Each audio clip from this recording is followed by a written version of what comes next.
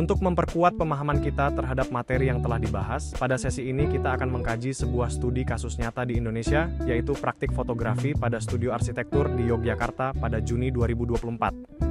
Studi ini berupa simulasi pencahayaan alami yang dilakukan pada tanggal 23 Januari 2024 dengan rentang waktu pengamatan dari pukul 8 pagi hingga pukul 4 sore. Tujuannya adalah untuk melihat apakah pencahayaan alami di studio arsitektur sudah memenuhi standar kenyamanan visual untuk aktivitas kerja kreatif.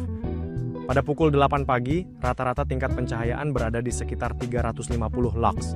Namun, distribusinya belum merata. Area yang berada dekat jendela sudah mencapai sekitar 350 lux, sementara area tengah hanya sekitar 200 lux, dan pojok ruang bahkan turun hingga 150 lux. Ini menunjukkan bahwa pada pagi hari, sebagian area studio masih berada di bawah standar. Kemudian pada pukul 12 siang, intensitas cahaya meningkat secara signifikan. Rata-rata pencahayaan berada di kisaran 400 hingga 700 lux, dengan titik A mencapai sekitar 700 lux, titik B 600 lux, dan titik C 400 lux. Pada kondisi ini, seluruh area sudah memenuhi standar pencahayaan untuk studio kerja kreatif.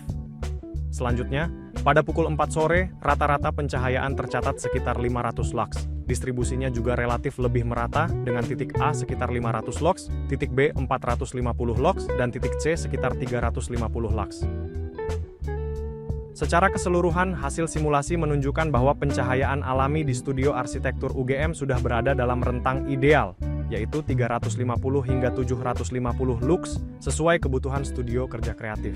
Namun, pengecualian terjadi pada pagi hari pukul 8, di mana area tengah dan pojok ruang masih membutuhkan dukungan pencahayaan buatan agar kenyamanan visual tetap terjaga.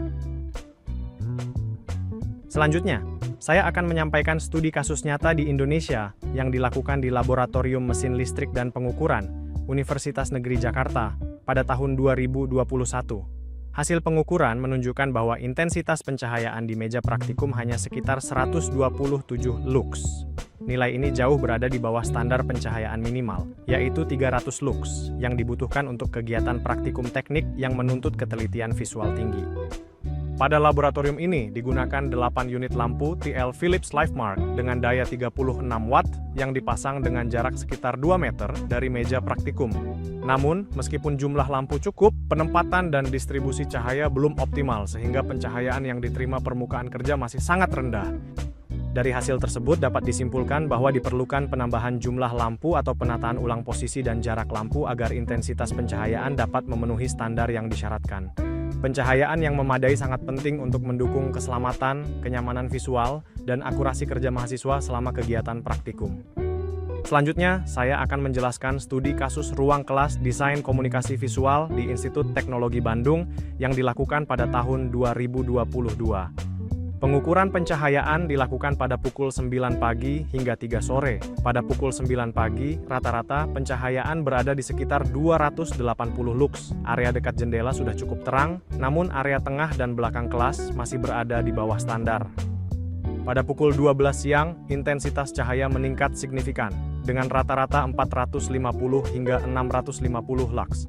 Pada kondisi ini, pencahayaan sudah merata dan mendukung aktivitas belajar visual. Selanjutnya, pada pukul 3 sore, rata-rata tingkat pencahayaan berada di sekitar 420 lux.